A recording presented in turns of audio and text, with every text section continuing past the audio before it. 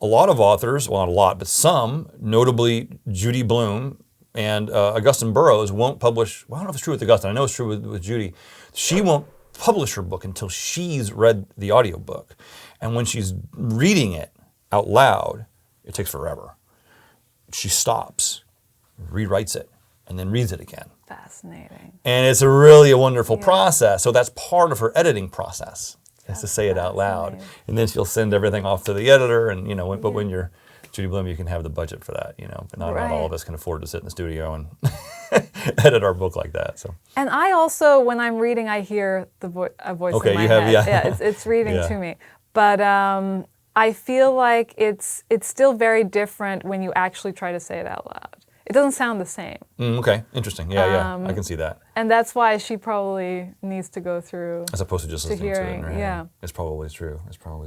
And my friend was saying, Nathan was recording an audiobook with you recently, and he was saying he'd read these sentences and just getting enraged. Yeah. They had written it that way, and it just sounds. Yeah. He definitely had that experience. Yeah. I see it a lot. I mentioned Augustine Burroughs because he would very often be sending notes to his editors afterwards. So at his breaks, he would be like, sending over the notes to his editor to fix. So I guess the lesson is that every author needs to read their entire manuscript aloud to themselves. Well, yeah, but the thing that's wrapped up in that is that every author should read their own book, which I'm like, I don't know about that. Oh no, I mean during the editing process, just before to read it out loud. To read it out loud. And I think reading it out loud isn't even enough. I think you need to have the discipline to actually record it, even if it's on your phone. Just record it, because I think otherwise you kind of like take shortcuts and all of a sudden you get distracted and you're not really paying attention. Right. But if you're recording, it has the discipline. I learned this from practicing as a young musician.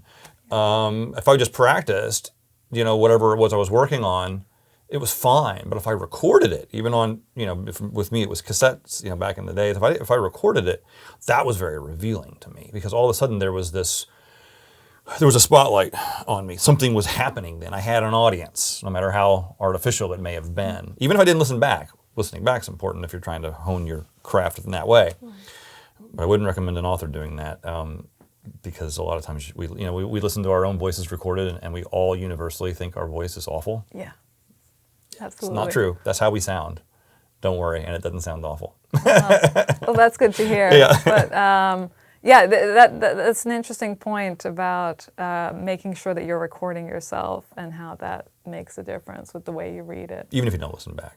Even if you don't you'll listen. begin to kind of get it. Yeah.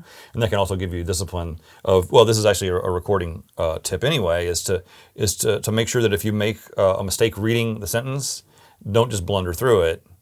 Pretend like you're going to keep it, right? But then you got to go back to the beginning of the sentence and start it over again. Right. And that'll help you kind of get the whole flow of it, instead of just making you stumble. Why did you make you stumble? It might have just been that you stumbled, but maybe the reason why you stumbled is because it's just clumsy.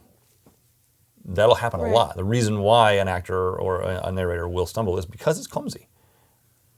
It's because it's not written well. Because the wording is clumsy. Maybe there's a better way to say it. Right. Maybe it doesn't. Maybe it reads well, but when it's said aloud, it doesn't sound really all that good. That's great advice.